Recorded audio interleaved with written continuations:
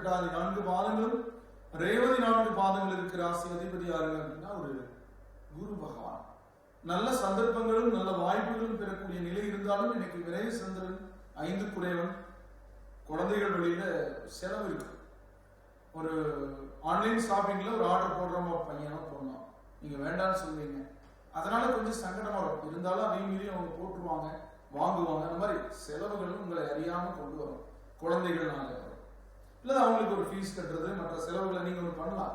அவங்களுக்கு ஏதாவது ஃபீஸ் கட்ட வேண்டியதுதான் கொஞ்சம் முன்கூட்டியே போய் கட்டிட்டு வந்துடலாம். அவங்களுக்கு ஏதாவது வேன் ஃபீஸ் பஸ் ஃபீஸ் கொடுக்குற மாதிரி தான் முன்கூட்டியே கொடுத்துடலாம். அப்ப இன்னைக்கு அவங்களை பொறுத்து செலவு பண்ணிட்டோம்னா வேற ஒரு செலவு வராதுன்னு சொல்றேன்.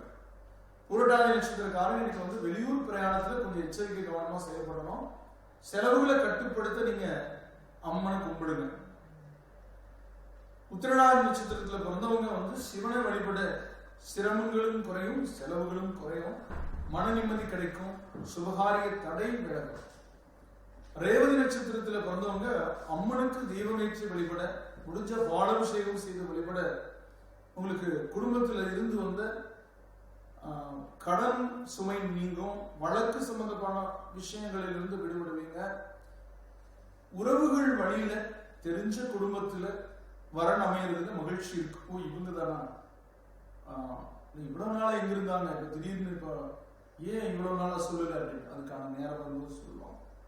அதை நம்ம பாசிட்டிவா எடுத்துக்கணும். அதுக்கும் நம்ம நெகட்டிவா திங்கிங் கொடுத்தோம்னு வச்சுக்கோங்க, வேற மாதிரி போயிடும். அதுக்கு நீங்க வழிபட வேண்டிய தெய்வம் வந்து அம்மனும் கும்பிடலாம்.